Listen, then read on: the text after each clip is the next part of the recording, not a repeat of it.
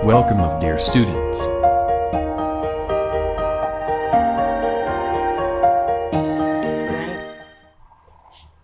आज जो topic discuss करने वाले हैं वो अत्यंत महत्वपूर्ण टॉपिक है।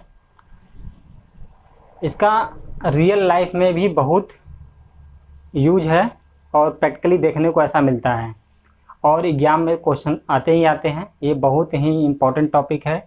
एग्ज़ाम में कोई भी एग्ज़ाम हो उसमें 2-3 क्वेश्चन आपको जनरली मिल जाएंगे। रियल लाइफ में आप इसका प्रैक्टिकली महसूस कर सकते हैं और देख सकते हैं।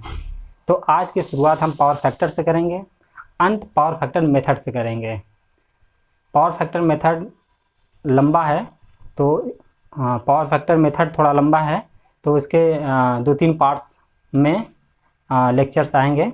तो आज जो है शुरुआत हम पावर फैक्टर से शुरुआत करेंगे। पावर फैक्टर होता क्या है और पावर फैक्टर का डिसएडवांटेज क्या है, पावर फैक्टर का एडवांटेज क्या है, cause of low power factor, reason क्या होते हैं जो पावर फैक्टर लो होते हैं उनके रीजन क्या है, और पावर फैक्टर में पावर फैक्टर सुधारने के मेथड्स को यहाँ पे हम डिस्कस करेंगे।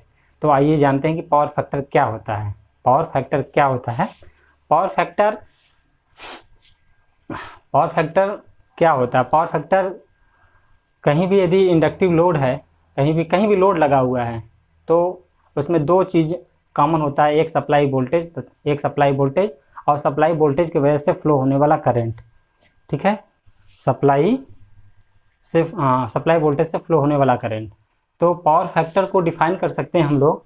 पावर फैक्टर को डिफाइन कर सकते हैं, यहाँ पे आप लोग सीन कर रहे हैं। पावर फैक्टर को डिफाइन कर सकते हैं cosine of angle between cosine of angle between voltage and current is an AC circuit known as power factor. ठीक है, नोन एज पावर फैक्टर। यदि कहीं हमारा लोड है, यदि उसको हम सप्लाई फेड कर रहे हैं तो लोड के पास सप्लाई तो जाएगा।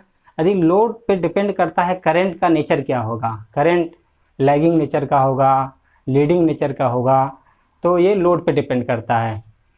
यदि हमारा लोड रेजिस्टिव होता है तो पावर फैक्टर यूनिटी होगा। यदि हमारा लोड रेजिस्टिव नेचर का होता है तो पावर फैक्टर क्या होगा?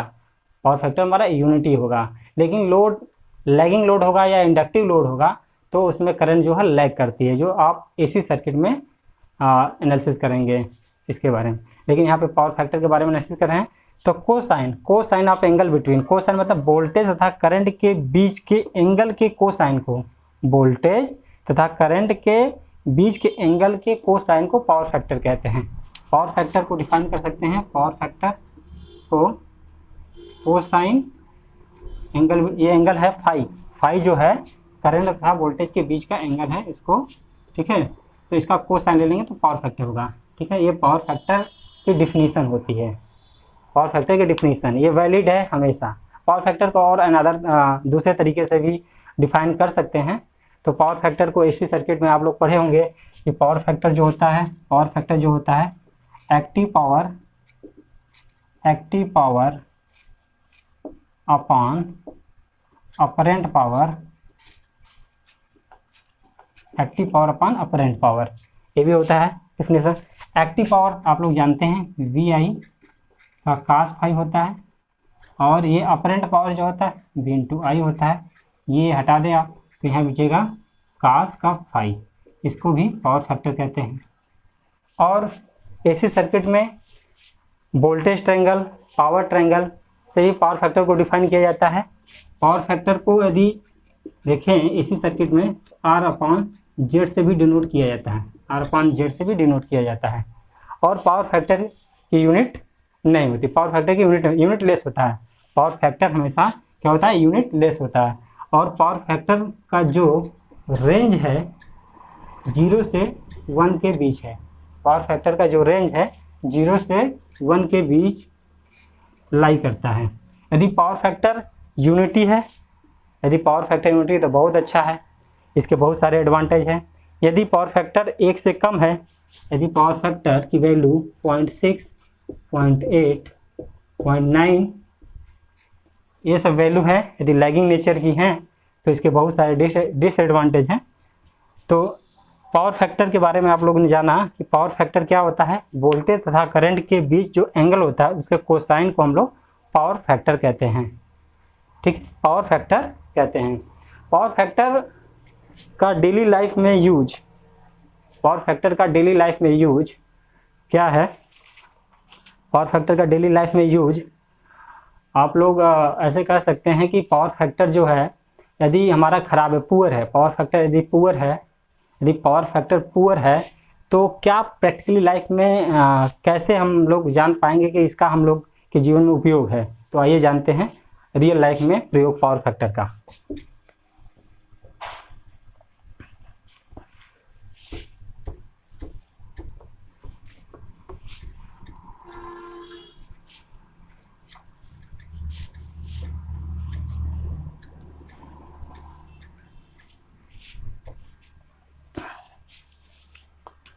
पावर फैक्टर का रियल लाइफ में यूज, ये पावर होता है, पावर VI cos का फाई, ये फार्मूला होता है VI into cos phi power. यहाँ से आप लोग देख सकते हैं कहीं भी सिस्टम में पावर जो है कांस्टेंट होती है, पावर हमेशा फिक्स होती है। तो यहाँ पे जो है करंट, ये पावर फैक्टर या करंट जो होगा पावर फैक्टर के इन्वर्सली प्रोपोर्शनल होगा, पावर फैक्टर के इन्वर्सली प्रोपोर्शनल होगा। रियल लाइफ में उपयोग बता रहे हैं पावर फैक्टर का कि पावर फैक्टर अच्छा होगा तो एक आम आदमी को क्या फ़ायदा हो सकता है, और पावर फैक्टर ख़राब होगा यदि पुअर होगा तो एक आम आदमी को क्या परेशानी हो सकती है इसकी वजह से रियल लाइफ में। यदि पावर फैक्टर आपका पुअर है मतलब लो है, पावर फैक्टर यदि लो है, पावर फैक्टर की वैल्यू मतलब लेस देन यूनिटी है, एक से यदि कम है, पावर फैक्टर 0.6, 0.8, 0.9 कुछ भी वैल्यू है, यदि पावर फैक्टर की वैल्यू कम होगी तो करंट की वैल्यू ज़्यादा होगी, करंट की वैल्यू ज़्यादा होगी। यदि पावर फैक्टर यूनिटी होता है तो करंट की वैल्यू सबसे कम होगी, मतलब यूनिटी 1 होगा। यदि 0.6 है या 0.5 है तो इसकी करंट की वैल्यू 2 टाइम्स हो जाएगी। यदि यूनिटी होगा तो 1 टाइम होगा, ये ठीक 1 टाइम होगा। ओके, तो यहाँ पे देखेंगे करंट की वैल्यू क्या है, बढ़ जाती है। यदि पावर फैक्टर जो है यदि आपका पुअर है तो करंट की वैल्यू क्या होगी, बढ़ जाएगी। करंट की वैल्यू बढ़ जाएगी तो हमारे घरों में जैसे कि सप्लाई आ रही है, सप्लाई हम लोग अपने घरों में फैन और यहाँ पे जैसे इंडक्टिव लोड लगे हुए हैं, समरसेबुल वगैरह बहुत सारे इक्विपमेंट हैं जिसको हम लोग चलाने के लिए इस्तेमाल कर रहे हैं। तो यहाँ पे क्या है, हमारी जो पावर का कंजप्शन है, पावर का कंजम्पशन जो है V/I है, पावर कंजम्पशन V/I है। यदि करंट की वैल्यू बढ़ेगी, करंट की वैल्यू बढ़ेगी, करंट की वैल्यू बढ़ेगी तो पावर का कंजम्पशन भी बढ़ जाएगा, पावर का कंजम्पशन बढ़ जाएगा। करंट की वैल्यू बढ़ेगी तो पावर का कंजम्पशन क्या होगा, बढ़ जाएगा। इसको इस तरीके से लिख सकते हैं कि I जो है डायरेक्टली प्रोपोर्शनल है, यहाँ पे आप लिख सकते हैं इसके V/I। यदि करंट की वैल्यू बढ़ेगा तो पावर का कंजम्पशन भी बढ़ेगा, पावर का कंजम्पशन बढ़ेगा, पावर कंजम्पशन बढ़ गया तो पावर कंजम्पशन क्या है, ये टाइम डिपेंडेंट होता है घरों में, सबके घरों में टाइम डिपेंडेंट। ये मतलब कि पावर जैसे जो हम लोग खपत करते हैं जो पावर की, टाइम टू टाइम क्या है, बढ़ता जाता है ये। तो ये जैसे मान लो T समय के लिए, यहाँ पे T समय के लिए जो पावर है यूज हो रहा है तो क्या है V/I/T, ये टोटल क्या होगा, ऊर्जा हो जाएगी, एनर्जी हो जाएगी। ये पावर इंटू T क्या है, एनर्जी है, पावर इंटू 2 क्या है, ये ऊर्जा है पूरा टोटल, पावर इंटू T ये ऊर्जा है। यदि इसको लार्ज यूनिट में देखा जाए, बड़े यूनिट के पैमाने में देखें तो इसको हम लोग ये भी लिख सकते हैं, यहाँ पे इसका क्या है वाट, और ये आवर, टाइम यदि घंटे में है और ये V/I की यूनिट होती है वाट, तो क्या होगा, वाट आवर होगा। इसको बड़े यूनिट में देखा जाए, बड़े यूनिट में देखें तो किलोवाट आवर होगा, किलोवाट आवर होगा ये। तो किलोवाट आवर को क्या कहते हैं हम लोग, किलोवाट आवर डायरेक्ट प्रोपोर्शनल कितने क्या होता है, यूनिट के, यूनिट जो हमारे घरों में, जो आप लोग के घरों में एनर्जी मीटर लगा रहता है वो शो करता है यूनिट, वो क्या शो करता है, यूनिट को शो करता है। यदि ज़्यादा यूनिट आ रही है, यदि ज़्यादा यूनिट आ रही है तो इसका डिसएडवांटेज आप लोग को पता ही है क्या है, आप लोग को बिजली की जो बिल है उसको ज़्यादा पेमेंट करना पड़ेगा। यदि गवर्नमेंट, यदि यूनिट आपकी यूनिट यदि 50 यूनिट खपत हुआ है पूरे महीने भर में तो 5 रुपये के हिसाब से गवर्नमेंट टैरिफ लगाती है, या तो 10 रुपये के जो भी है ₹5 ₹6 के हिसाब से वो आपको बिजली का बिल भुगतान करना पड़ेगा। तो इससे ये कंक्लूजन ये निकल के आता है कि यदि पावर फैक्टर ख़राब है, पावर फैक्टर यदि पुअर है, तो करंट की वैल्यू बढ़ जाएगी। यदि करंट की वैल्यू बढ़ जाएगी तो पावर का कंजम्पशन भी बढ़ जाएगा घरों में। पावर का कंजम्पशन बढ़ जाएगा, पावर का कंजम्पशन बढ़ेगा समय के अनुसार, टाइम समय। यदि मान लो कोई इक्विपमेंट यदि जो हमारे आप लोग यूज करते हैं, ट्यूबलाइट है, टीवी है, रेफ्रिजरेटर है, फैन वगैरह सब कुछ है, तो सबका पावर फिक्स है, इतनी इतनी सप्लाई लेगी वो। तो ये पावर कंजम्पशन यदि टाइम से मल्टीप्लाई कर दे तो क्या होगा, किलोवाट आवर हो जाएगा ये। और वाट आवर होगा बड़ी यूनिट के लिए किलोवाट आवर, और किलोवाट आवर को हम लोग क्या कहते हैं, यूनिट कहते हैं। तो इससे क्या होगा, ये यूनिट यदि पावर फैक्टर ख़राब है, यदि पावर फैक्टर पुअर है, तो करंट की वैल्यू ज़्यादा होगी, करंट की वैल्यू ज़्यादा होगी तो पावर कंजम्पशन ज़्यादा होगा, किलोवाट आवर की वैल्यू ज़्यादा होगी, किलोवाट आवर की ज़्यादा होगी तो यूनिट भी ज़्यादा होगा, यूनिट ज़्यादा होगा तो आपको पेमेंट भी ज़्यादा करना पड़ेगा, पेमेंट भी ज़्यादा करना पड़ेगा, क्योंकि गवर्नमेंट की टैरिफ है, अलग अलग टैरिफ है। तो टैरिफ आप लोग जानते होंगे, टैरिफ क्या होता है। टैरिफ जिस रेट से हम लोग बिजली का बिल जमा करते हैं, जिस रेट से हम लोग बिजली का भुगतान करते हैं उसे टैरिफ कहते हैं। तो गवर्नमेंट बहुत सारे डिसाइड की है, अर्बन एरिया के लिए कुछ अलग है, रूरल एरिया के लिए कुछ अलग है, तो उस रेट के अनुसार आपको बिजली का बिल पेमेंट करना पड़ेगा। तो आप लोग को एक डिसएडवांटेज पता चल गया कि पुअर पावर फैक्टर है तो हम लोग को रियल लाइफ में भुगतान ज़्यादा करना पड़ेगा बिजली का बिल का। तो ये तो हो गया रियल लाइफ में प्रयोग इसका, ठीक है। रियल लाइफ में एक परिचय हो गया पावर फैक्टर का, एक तरीके से कह सकते हैं रियल लाइफ में क्या यूज है उसके बारे में हम आपसे बात किया। अब काज ऑफ पावर फैक्टर देखेंगे।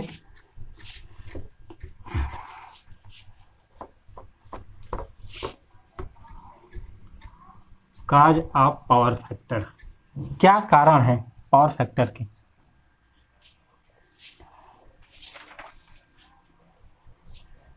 कॉज ऑफ पावर फैक्टर के क्या कारण है जिसकी वजह से पावर फैक्टर लो होती है। पहला कारण है इंडक्टिव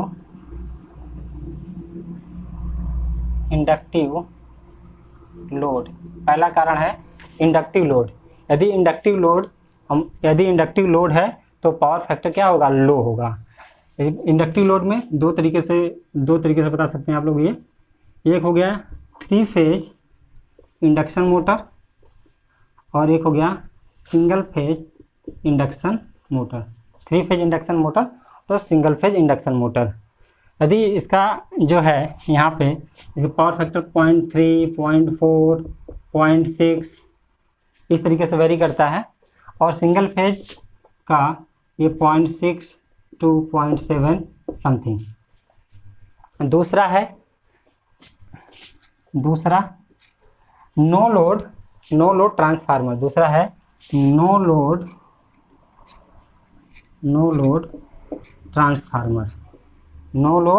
ट्रांसफार्मर।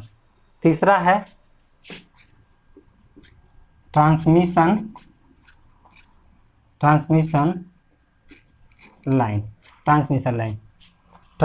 लाइन। जैसे कि हम लोग सप्लाई स्टेशन से सब स्टेशन को फेड करते हैं, तो जो लॉन्ग वायर यूज होता है, जो तार कंडक्टर से यूज होते हैं, तो उसमें लम्प्ड होते हैं, आर और एल और सी जो होते हैं लम्प्ड होते हैं। तो वहाँ पर भी इंडक्टिव उसमें मतलब उस तार में भी इंडक्टिव नेचर का बिहेवियर आता है। तो ये सब रीजन है लो पावर फैक्टर होने के कारण। आपके घरों तक सप्लाई पहुँचे या किसी इंडस्ट्री में सप्लाई पहुँचे, तो ये रीजन्स होते हैं लो पावर फैक्टर होने के। ये लो पावर फैक्टर के रीजन्स हैं। अब देखेंगे पावर फैक्टर के डिसएडवांटेज। पावर फैक्टर के डिसएडवांटेज क्या क्या हैं। पावर फैक्टर के डिसएडवांटेज फर्स्ट,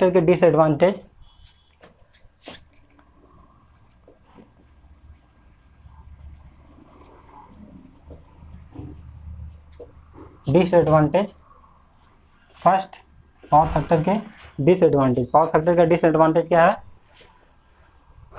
आई जो होता है इनवर्सली प्रोपोर्शनल टू क्या है, cos फाई के।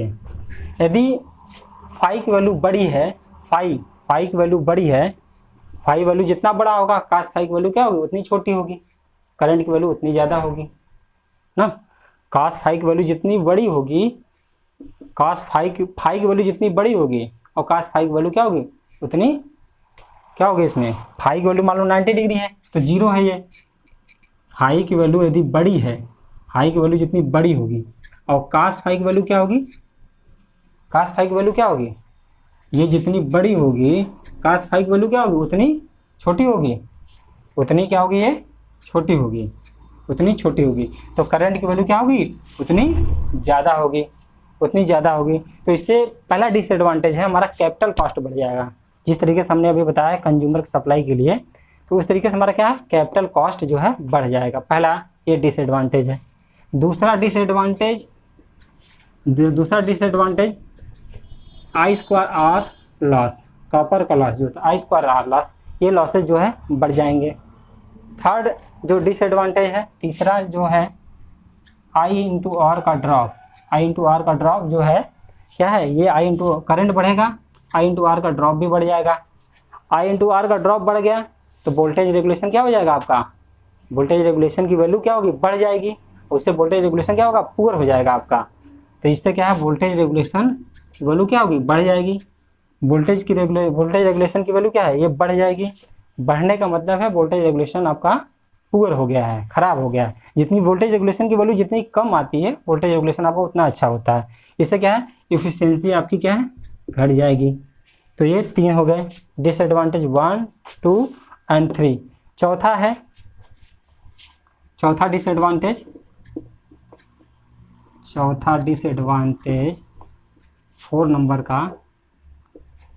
नंबर का डिसएडवांटेज क्या है,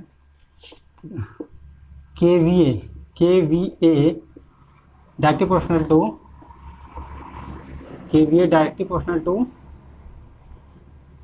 cos phi, KVA directly proportional to cos phi into kilowatt ये। तो KVA जो होता है, KVA किसी भी इंडस्ट्री के रेटिंग को डिफाइन करता है, किसी भी इंडस्ट्री के रेटिंग को डिफाइन करता है। यदि पावर फैक्टर हमारा पुअर है, यदि हमारा पावर फैक्टर क्या है, पावर फैक्टर पुअर है तो KVA की वैल्यू क्या होगी बढ़ जाएगी, KVA की वैल्यू क्या होगी बढ़ जाएगी। यदि जो स्टेशन से सप्लाई हम लोग को मिल रही है यदि उसकी पावर फैक्टर पुअर है तो क्या हो KVA की रेटिंग बढ़ जाएगी। यदि समय समय पर यदि पावर फैक्टर की वैल्यू चेंज होती रही तो KVA की वैल्यू क्या है बढ़ और घटेगी, बढ़ती और घटती रहेगी, बढ़ती और KVA की वैल्यू क्या होगी बढ़ती और घटती रहेगी। मतलब एक तरीके से फिक्स वैल्यू नहीं है, फिक्स वैल्यू नहीं है तो क्या है समस्याएं होंगी। किसी भी इंडस्ट्री में जो हम लोग जो भी मशीन यूज कर रहे हैं यदि उसकी KVA रेटिंग या जो भी ट्रांसफार्मर यूज कर रहे हैं तो क्या हमको समय समय पे क्या होगा हम लोग को इसको बदलना पड़ेगा। लेकिन ऐसा तो कर नहीं सकते, ऐसा संभव नहीं है क्योंकि ये इकोनॉमिकल नहीं होगा, इसकी कॉस्ट वेरी करती रहेगी। तो क्या करते हैं हम लोग पावर फैक्टर को सुधारते हैं। पावर फैक्टर को यदि हम सुधार दें तो KVA रेटिंग को हमको क्या होगा मशीन को चेंज नहीं करना पड़ेगा। ये क्या है चौथा डिसएडवांटेज है, ये क्या है चौथा डिसएडवांटेज है। मतलब यहाँ पे न्यू मशीन हमको नहीं लगानी पड़ेगी, न्यू मशीन नहीं लगानी हम लोग को यहाँ पे नहीं लगानी पड़ेगी। और पावर फैक्टर सुधार, ये तो डिसएडवांटेज हो गए। पावर फैक्टर सुधार के बारे में बात करेंगे हम, तो डिसएडवांटेज आप लोग को समझ आ गया होगा, ठीक है ओके। तो अब हम देखते हैं methods of improvement of power factor. Methods of improvement of power factor कौन कौन से हैं ये, स्टैटिक कैपेसिटर मेथड जिसको हम लोग शंट मेथड के नाम से भी जानते हैं। नंबर 2 है फेज एडवांसर मेथड। नंबर 3 है सिंक्रोनस कंडेंसर मेथड। ये तीनों क्या है पावर फैक्टर सुधारने का काम करते हैं। स्टैटिक कैपेसिटर मेथड का प्रयोग हम लोग जनरली कहीं इंडक्टिव लोड है, जनरली कहीं भी इंडक्टिव लोड है घरों में भी इस्तेमाल कर सकते हैं, इंडस्ट्री में भी यूज कर सकते हैं। तो ये स्टैटिक कैपेसिटर मेथड का प्रयोग कर लेते हैं। फेज एडवांसर और सिंक्रोनस कंडेंसर का मेथड जनरली जो है इंडस्ट्री में ही लोग करते हैं, इंडस्ट्री में ही प्रयोग किया जाता है। फेज एडवांसर का प्रयोग इंडस्ट्री में ही किया जाता है। तो आइए इस वीडियो में हम लोग आपको स्टैटिक कैपेसिटर मेथड यानी शंट मेथड के बारे में आपको हम बताते हैं। तो फर्स्ट स्टैटिक कैपेसिटर मेथड या shunt method, static capacitor method या शंट मेथड। अब क्या है हमारे पास सप्लाई है, क्या है AC सप्लाई। यहाँ पे क्या है हमारी सप्लाई है, ये सप्लाई, हमारे पास लोड है R इंटू एल। तो आप लोग AC सर्किट में पढ़ा ही होगा, जब लोड R, L और C हो या RC हो, RLC हो, कोई सा भी लोड हो, तो कहीं भी इंडक्टर का नेचर जो आता है, इंडक्टर का नेचर क्या होता है, करंट को हमेशा लैग कराता है, करंट को हमेशा लैगिंग बिहेवियर दिखाता है। इसमें मतलब वोल्टेज जो होगा, इसमें जो करंट होगा वोल्टेज से हमेशा लैग करता है, ये लैगिंग नेचर का होता है। ठीक है, तो अब ये हमारा लोड, कहीं भी लोड की बात करेंगे तो वहाँ पे इंडक्टिव तो आएगा ही आएगा, जैसा कि हमने भी थोड़ी देर पहले डिस्कस किया है। तो ये RL लोड है, RL लोड हमारे पास, ये सप्लाई है, ये वोल्टेज है, और करंट क्या है, लैग करेगा, सम एंगल लैग करेगा। ये इसी सर्किट में आप लोगों ने पढ़ा होगा। तो ये जो एंगल है, इसी के कोसाइन को पावर फैक्टर कहते हैं, इसी के कोसाइन को पावर फैक्टर कहते हैं। अब इसी एंगल को हम लोग को सुधारना है, कम करना है, कम करते करते इसी लाइन, मतलब कि वोल्टेज वाले लाइन पे ले आना है। यदि जितना एंगल कम होगा पावर फैक्टर उतना अच्छा होगा। तो इसको हम स्टैटिक जो है, स्टैटिक कैपेसिटर मेथड या शंट मेथड से कैसे हम लोग इम्प्रूव कर सकते हैं, आइए देखते हैं। ये है शंट मेथड में, यहाँ पे इसको शंटिंग मतलब होता है पैरेलल में कनेक्शन करना। किसी भी कैपेसिटर को पैरेलल में कनेक्शन कर देंगे। यहाँ पे ये RL है, एक कैपेसिटर यहाँ लगा दिए IC, ये एक कैपेसिटर लगा दिए C, जो कुछ माइक्रोफैराड की है, अब क्या है, जो पहले सप्लाई थी वो I1 करंट ले रही थी। अभी इसमें हमने दिखा दिया आपको I1 करंट है, यहाँ पे I1 करंट की वैल्यू दिखा दिया। अब क्या करेगा, अब ये I1 करंट ले, अब ये कैपेसिटर भी पैरेलल में लगा हुआ, तो सप्लाई से भी करंट कुछ लेगा, या तो सप्लाई से करंट मतलब कि लोड को कुछ देगा या लेगा, कोई ना कोई तो काम करेगा। ये जो कैपेसिटर है, ये कैपेसिटर क्या करेगा, सप्लाई से करंट लेगा या तो देगा, देगा मतलब कुछ जो भी कुछ है, कुछ ना कुछ इसका मतलब कि करंट लेगा या तो देगा, दोनों से एक ही कुछ ना कुछ करेगा यहाँ पे। तो इसका फेजर डायग्राम बनाते हैं, आपको समझाते हैं इसमें कि पावर फैक्टर कैसे इम्प्रूव करेगा। तो ये है हमारा कॉमन सप्लाई वोल्टेज, ये जो कॉमन सप्लाई वोल्टेज है भी, इस R और L के वजह से हमारा जो है, इसमें जो I1 करंट है वो लैग कर रहा था। I1 करंट क्या है, ये लैग कर रहा है, ये है I1 करंट, कितना एंगल से लैग कर रहा है, ये 51 डिग्री से लैग कर रहा है। अब यदि कोई कैपेसिटर यदि इसको पैरेलल में लगा दिए, ठीक है, यहाँ पे जो है कैपेसिटर को सप्लाई के पैरेलल में लगाया गया है, समानांतर में लगाया गया है, तो क्या होगा, इसका जो करंट होगा वोल्टेज से, कैपेसिटर का नेचर ही होता है लीडिंग नेचर का, हमेशा वोल्टेज से करंट, इसका कैपेसिटर का करंट जो होगा वोल्टेज से 90 डिग्री क्या होगा, अग्रगामी होगा, या तो लीडिंग नेचर होगा। अग्रगामी मतलब ये ऊपर की तरफ से हम लोग दिखा दें यहाँ पे, मतलब ये वोल्टेज है, ये अग्रगामी मतलब ये लीडिंग हुआ है, ये 90 डिग्री क्या होगा, यहाँ पे ये वोल्टेज से करंट जो होगा 90 डिग्री π/2 डिग्री क्या होगा, लीड करेगा ये वोल्टेज से। ये इस कैपेसिटर के इस्तेमाल करने से क्या होगा, करंट क्या है ऊपर की तरफ, और ये इन लोड की वजह से RL लोड जो है उसमें जो करंट फ्लो कर रही है वो I1 नीचे की तरफ है। अब क्या होगा, ये सप्लाई करंट क्या है, अब जो लोड से जो करंट ले रही सप्लाई, उसको हमने दिखाया है I2 से। I2 क्या होगा, इन दोनों करंट का क्या होगा, कॉम्बिनेशन होगा, सम होगा, इन दोनों का सम होगा। तो क्या है कि कैपेसिटर, यहाँ पे जो कैपेसिटर का प्रयोग किए हम लोग, संधारित्र का प्रयोग किए हैं, तो क्या करेगा, अब तो ये तो कन्फर्म हो चुका है इसमें कि जब ये करंट लीड किया है तो क्या करेगा, यहाँ पे जो करंट, अब जो करंट ले रहा था उसमें कुछ ना कुछ कमी आएगी, करंट में, उस करंट में कुछ ना कुछ कमी आएगी, तो कुछ ना कुछ कमी आएगी, मतलब ये क्या है, कैपेसिटर का मतलब पावर फैक्टर को सुधारता है, इम्प्रूव करता है।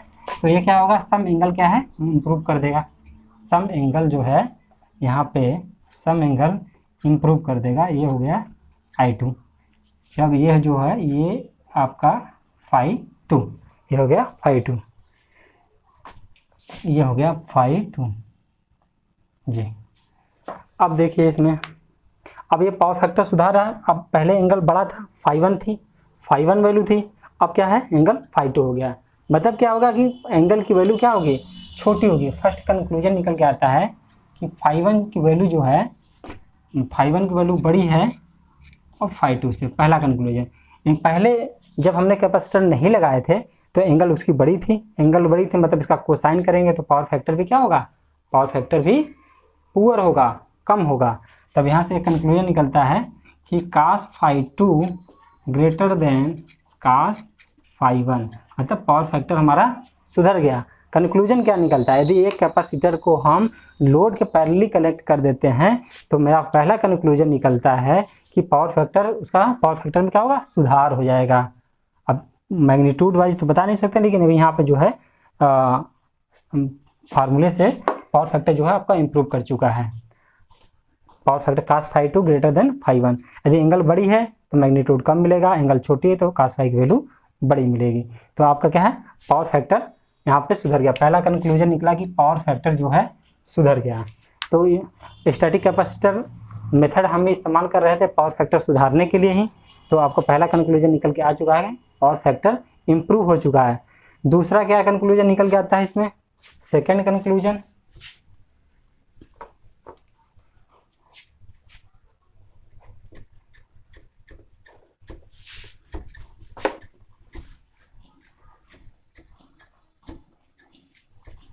फर्स्ट कंक्लूजन निकल के आ चुका है, पावर फैक्टर इम्प्रूव हो चुका है।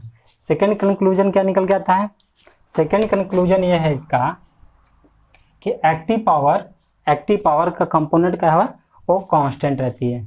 एक्टिव पावर कंपोनेंट कांस्टेंट रहती है।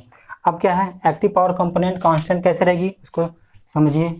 ये है आपका वोल्टेज V, ये था करंट I कहीं भी। तो यदि यहाँ पे करंट लैग कर रही 5 डिग्री तो इसके दो कंपोनेंट होते हैं।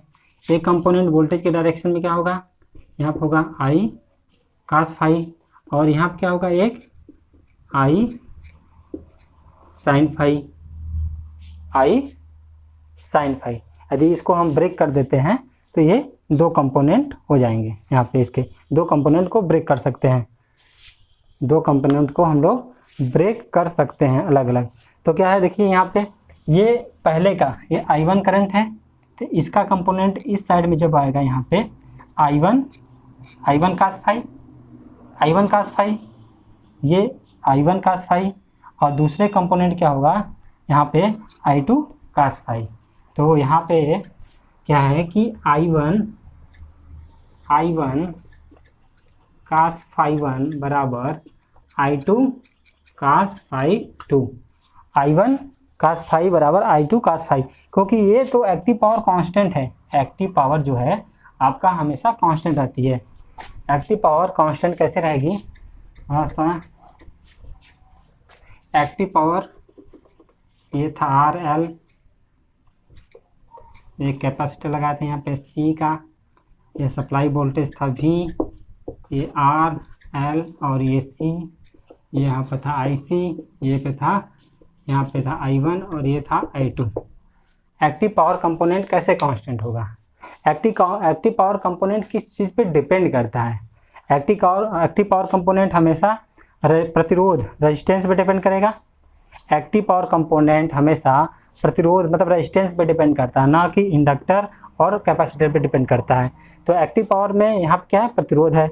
मान लो सप्लाई से ये हमारा जो है, ये सप्लाई से हमारा 10 एम्पियर करंट ले रहा था पहले वाले फिगर में। हमारे यहाँ जो सप्लाई से I1 की वैल्यू 10 थी, I1 की वैल्यू 10 थी ये।